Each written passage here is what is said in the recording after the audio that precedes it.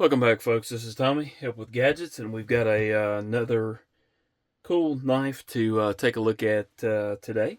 This is the Kubey Tityus, and this particular version is the titanium version. I've heard some comparisons, sort of, kind of to this and the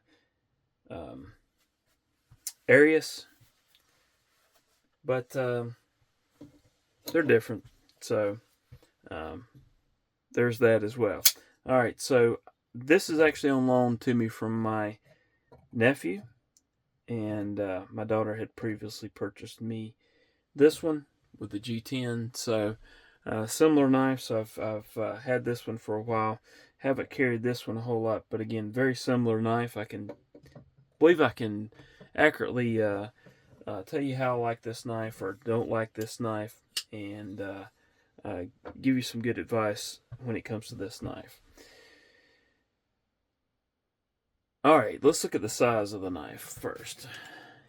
It's one of the, well, it's not that large, but anyhow. So we're looking at least I would say three and a half to 3 1/4 on the blade length, depending on what jurisdiction you may be trying to carry the knife in. Just be aware that it's about 3 1/2 to the scale here, but if you're looking at the most part of the blade, it's more like 3 1/4. All right, then overall length is just over 8 inches. Let's of course the other one's pretty much similar on the length there, but we'll look at some of the other aspects as well. In fact, we'll check the weight here of the titanium version, and it's right at 5 ounces, 4.95.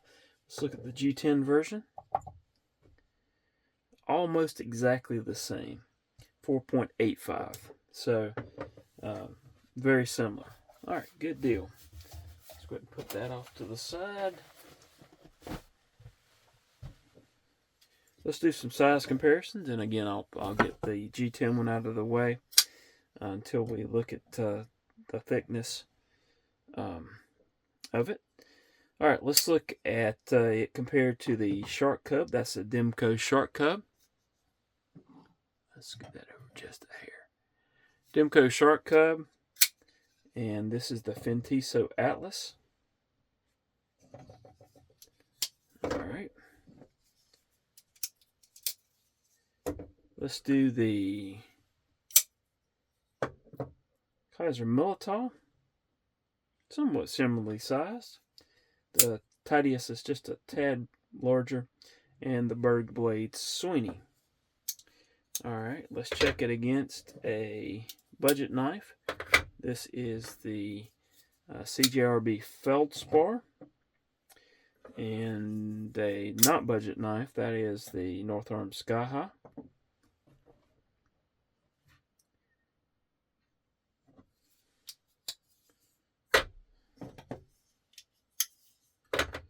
All right, let's do the QSP Penguin. And let's do the Miguron Morial.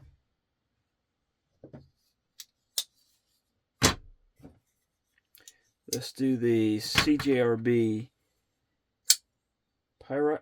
Yeah, CJRB Pyrite and the American Blade Work Model 1. All right, just a couple more pairs to do here. Let's do a Benchmade Bug Out.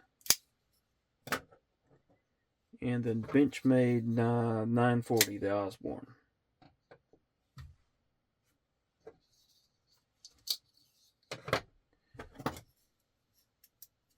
And then last, certainly not least, this is the Microtech MSI and the Kaiser Cyberblade. So there you have some compare. Oh, by the way, the Tityus is a lot larger than that Cyberblade. Alright, let's get the other knives out of the way. And let's look at how they would look, the real estate that it takes up. Let's compare this against that's against the MSI. And there's the bug out. Let's take that out of the way. Let's put the Miguron Morial. And I hadn't done, that's the QSP Penguin. I don't think I did that one. Alright. There it is against the Pyrite. And there it is against the Shark Cub. So that'll tell you a little bit. Let's do the thickness now. First up, I'm going to actually show it against the other Tityus. And you can tell the difference here. This is mainly just flat G10. This is contoured titanium. But the thicknesses are somewhat similar. It looks like that G10 might be a hair thicker. But overall, you know, very, very similar knife. All right. Let's check the thickness against some other stuff. This is the that's the Demco Shark Cub. We'll do another thin knife here. That's against the Bug Out. We'll go against the American Blade Works. Very similar in thickness there. Miguron Morial. I think the Morial is a tad thicker. Penguin. Penguin's a little bit thinner. Okay, so and then the Pyrite. That one's thinner, of course. So it gives you an idea of that. Well, let's do the MSI. MSI is going to be a little bit thicker than that. So there you have it. All right, blade steel on this one. This one's 14C28N on the blade steel. Let me check the other one. Where did I put the other one? I had it here just a minute ago. Oh, here it is. I think this one's D2. Okay, so arguably a little bit better blade steel on this one. More stainless, if I'm not mistaken. The finish on this one, as well as this one, are both a kind of a stone wash finish, and which are, in my opinion, is very good. So I like the stone wash finish on a knife. Both of these knives have lanyard holes, so if you do want a lanyard, it's easy enough to put those on the knife. All right, jimping on the knife.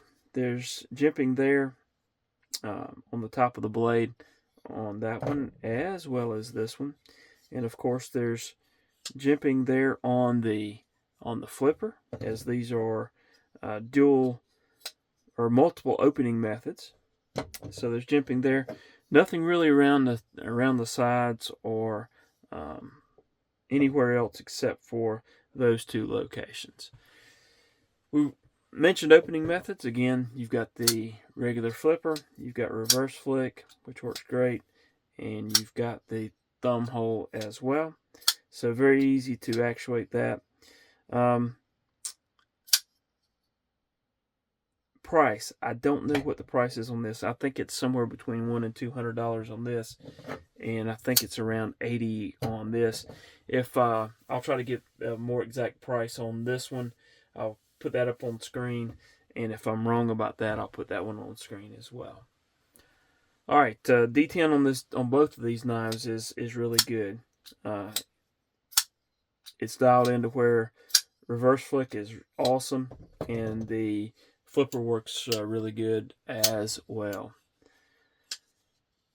Lockup and blade play on these. I mean, there's the liner lock one, and there's the frame lock one. Both are really good. Access to the lock bar is good for this one. for the liner lock, no problem. I apologize, there is some jimping there on that lock bar, so makes it easy to get to the lock bar, and this side is scalped as well, so I mean, you can see there that you've got access. This one, I actually like the access to the lock bar on the G10 version better. While it is scalloped out, this is smooth here, and it just takes a little bit more, I guess, to get your finger into that slot and release the lock. That's just my opinion, though. So, in hand, comfort wise, this titanium, when it feels really nice, that the contouring works really well. Draw cut would be no problem at all. This position, very comfortable. Of course, with this flat on the G10, you're going to feel those edges just a little bit more. Clip is not really a problem at all. That, like a pull cut, wouldn't be quite as comfortable, and this grip is just fine. So, just in my opinion. All right, fits in pocket. Let's take a look at that. I actually have a pair of pants here that I can kind of show you how each one of these fits in pocket. And we'll do this titanium one first. So that would be how that one fit in pocket, and we'll just put this other one beside it. And again, that one didn't come with purple anodization. I actually did that one, but that is how that one came.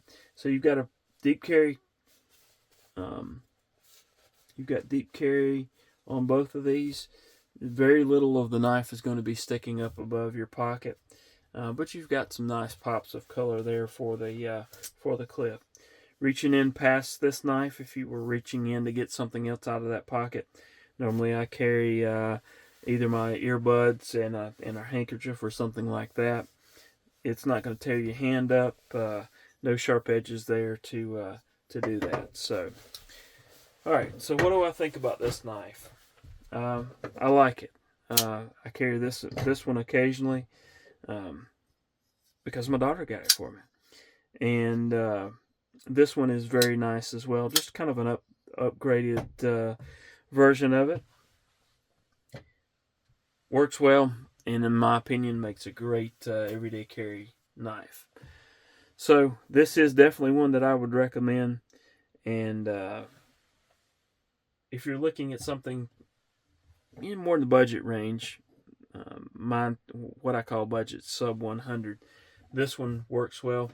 If you want to spend a little bit more, then the upgrade to titanium is definitely not going to be a bad choice. So, I think that about covers it. I appreciate you watching. Please hit that like button, subscribe if you would, and you enjoy the content. Leave a comment. Let me know what you think about these knives if you've tried them out.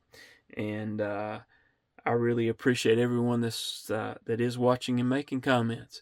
Hope everyone has a wonderful rest of your day, and hope to see you again soon. Thank you.